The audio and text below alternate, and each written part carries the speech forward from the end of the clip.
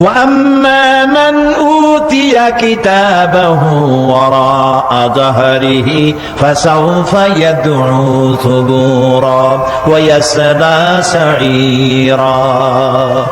আর যারা বললাম পিছন থেকে বাম হাতে আসবে, সে তো মৃত্যুকে আহ্বান করতে থাকবে, মৃত্যুকে ডাকবে। এর থেকে যদি মরে যেতে পারতাম তাও ভালো হইতো।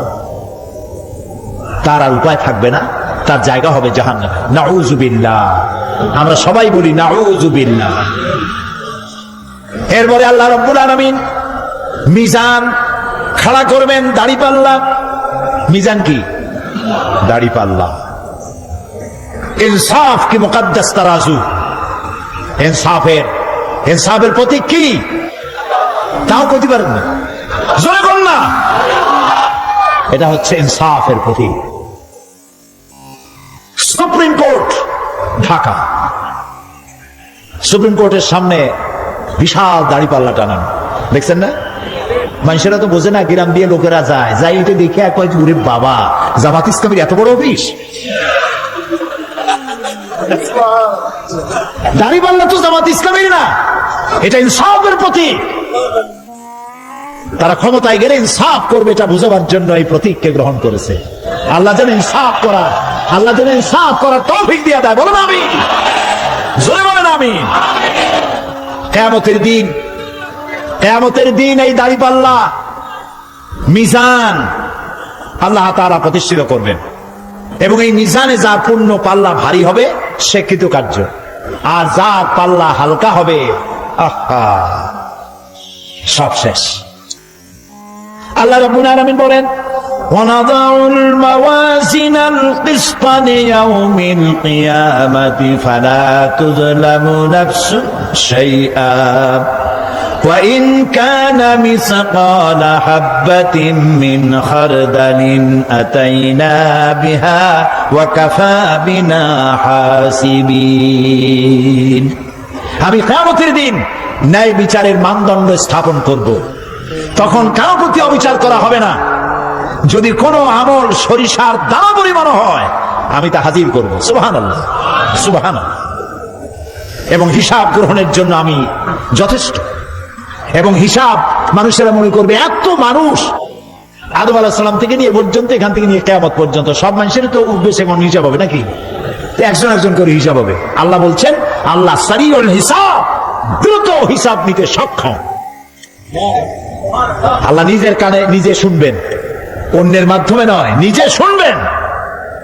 প্রত্যেক আর আসামির কাছ থেকে, লোকদের কাছ থেকে তার বক্তব্য শুনবেন, ভায়া মিডিয়া শুনবেন না, নিজেই শুনবেন।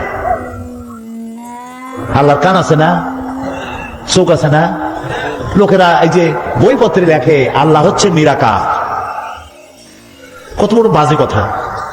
আল্লাহ নিরাকার, আমরা এমন এক আল্লাহর ইবাদত করি, তিনি আমাদের কিছু শুনতে পান না, কান টান নাই, তিনি আমাদের কিছু দেখতে পান না।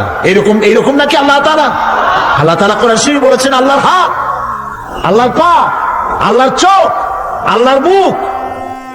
তবে এগুলি কি রকম? আল্লাহর হাত, পা, চোখ কেমন, আকারটা কেমন? এর একটাই জবাব। কয়টা জবাব? জোরে বলেন। একটাই জবাব, আল্লাহর যেমন হওয়া উচিত তেমন। সুবহানাল্লাহ বলেন, সুবহানাল্লাহ বলেন। এর থেকে আর কোনো জবাব নাই, এই একটাই জবাব, আল্লাহর যেমন হওয়া উচিত ঠিক তেমন। লাইসা কামিসলিহি শাইউন, আল্লাহর অনুরূপ, আল্লাহর মতো আকাশেও কিছু নাই, জমিনেও কিছু নাই। এটা আমাদের ঈমান, এটা আমাদের কি? সুতরাং তিনি জুলুম করবেন না এবং হিসাব নেবেন, আর যথার্থ হিসাব নেবেন। সেখানে কারো প্রতি কোনো জুলুম করা হবে না। ومن خفت موازينه فأولئك الذين خسروا أنفسهم بما كانوا بآياتنا يظلمون। আর যাদের পাল্লা হালকা হবে, তারা তো শুধু নিজেদেরই ক্ষতি সাধন করবে, কেননা তারা আমার আয়াত সমূহকে অস্বীকার করত। আল্লাহর যারা অস্বীকার করত, আখেরাত নাই, কিয়ামত নাই, বেহেশত নাই, কবরের মধ্যে কোনো শাস্তি নাই, কবরের কোনো প্রশ্ন নাই, এগুলি যারা বলতো, তারা কিয়ামতে ক্ষতিগ্রস্ত হবে। এখন কিয়ামতের দিন মিজান আমরা হালকা করতে চাই না ভারী করতে চাই? জবাব চাই। কি করবেন? যদি ভারী করতে চান নেক আমল বেশি বেশি করবেন।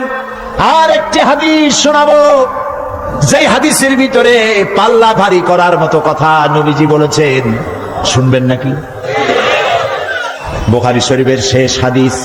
আল্লাহর নবী বলেন, কালিমাতানে হাবিবাতানে ইলার রহমান খাফিফাতানে আলাল লিসান সাকিলাতানে ফিল মিজান সুবহানাল্লাহি ওয়া বিহামদিহি সুবহানাল্লাহিল আযীম। নবীজি বলেন, দুইটা কালেমা, দুটি শব্দ আল্লাহর কাছে খুবই প্রিয়, মুখে উচ্চারণ করা একেবারেই হালকা, আর কিয়ামতের দিন এই শব্দ দুটি দিয়ে আল্লাহ রাব্বুল আলামিন মিজানের পাল্লাকে ভারী করে দিবে। সেই শব্দ দুটি হলো, পড়েন আমার সাথে, সুবহানাল্লাহি ওয়া বিহামদিহি সুবহানাল্লাহিল আযীম। সবাই পড়েন, সুবহানাল্লাহি ওয়া বিহামদিহি সুবহানাল্লাহিল আযীম সুবহানাল্লাহি ওয়া বিহামদিহি সুবহানাল্লাহিল আযীম। জান্নাতের ভিতরে মানুষের কোনো দুঃখ থাকবে না। কাদের দুঃখ থাকবে না? জান্নাতীদের। কথা কি শোনেন? সাথে সাথে ঠাস ঠাস করে জবাব দিতে পারেন না কেন? জান্নাতীদের ভেতরে, জান্নাতীদের কি থাকবে না? কোনো দুঃখ থাকবে না। একটা দুঃখ থাকবে। কটা দুঃখ? একটা দুঃখ থাকবে। জান্নাতীরা জান্নাতের ভেতরে মনে মনে ভাববে, কারণ জান্নাত তো সকলের জন্য একরকম হবে না। কারো হবে ফার্স্ট ক্লাস, কারো হবে ডিলাক্স, কারো হবে সুইট ডিলাক্স, কারো হবে second class, third class, fourth class, এরকম। এটা কি ইনসাফ না জুলুম? ইনসাফ। আপনি খালি নামাজ পড়ছেন, রোজা রাখছেন, হজ করছেন, জাকাত করছেন, জাকাত দিছেন, হালাল হারাম বাইসা করছেন, আপনার যে জান্নাত দেওয়া হবে, ওই ব্যক্তি যিনি তাহাজ্জুদের নামাজ পড়েছেন, কোরআন বুঝেছেন, কোরআন প্রতিষ্ঠার জন্য আন্দোলন করেছেন, জেল খেটেছেন, জরিমানা দিয়েছেন, ফাঁসির মঞ্চে চড়েছেন, তার জান্নাত আর আমার জান্নাত সমান হওয়া কি উচিত? কাজে আল্লাহ তাআলা তো ইনসাফ করবেন কিয়ামতের দিন। নবীদের, সাহাবীদের, তারপরে দ্বীনের জন্য যে যত পরিশ্রম করেছেন তার পুরস্কারটা সেরকমই হবে।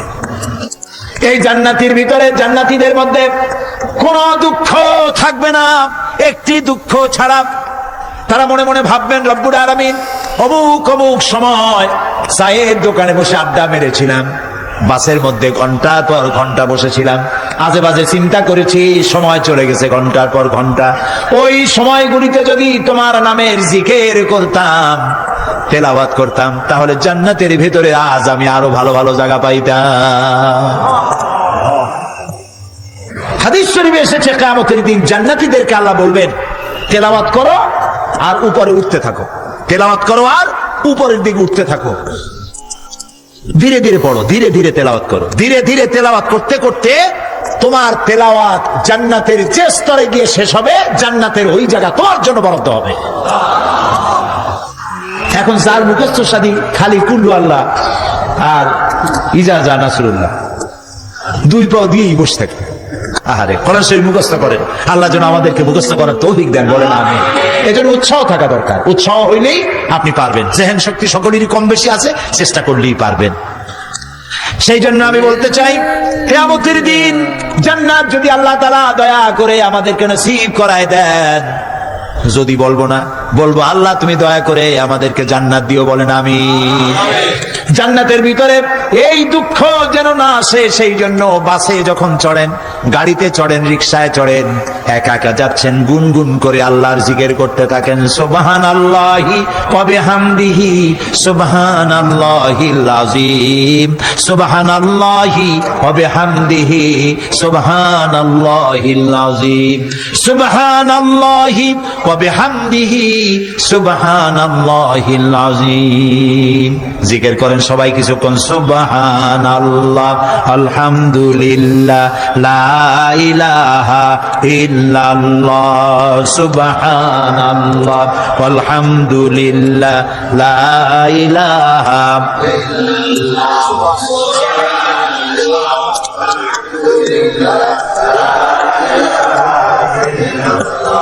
ভালো লাগে না? মজা লাগে না?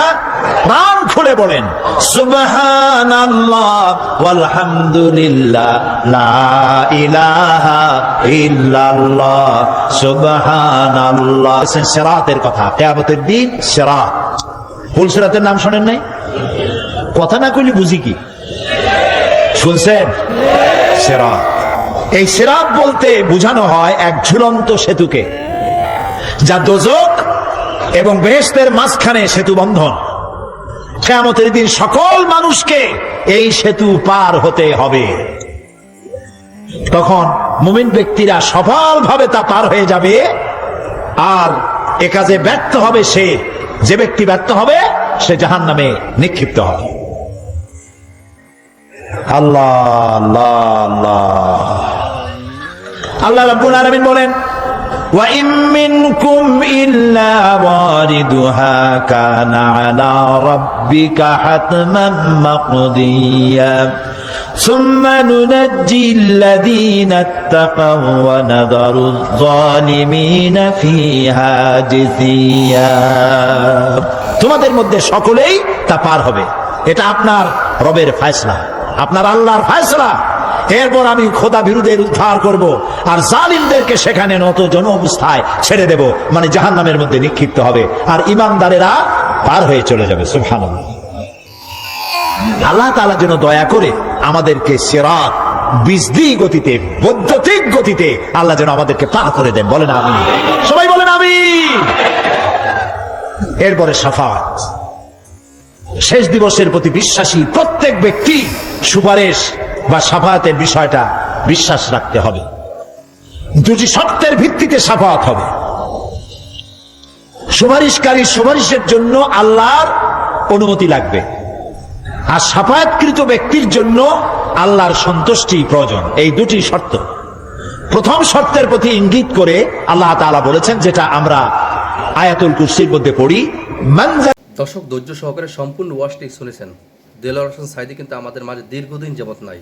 তার এই ওয়াজটি আপনার কাছে কেমন লাগলো অবশ্যই আপনি জানাবেন। তাকে ভালোবাসলে চ্যানেলটি সাবস্ক্রাইব করবেন এবং একটা লাইক দিবেন।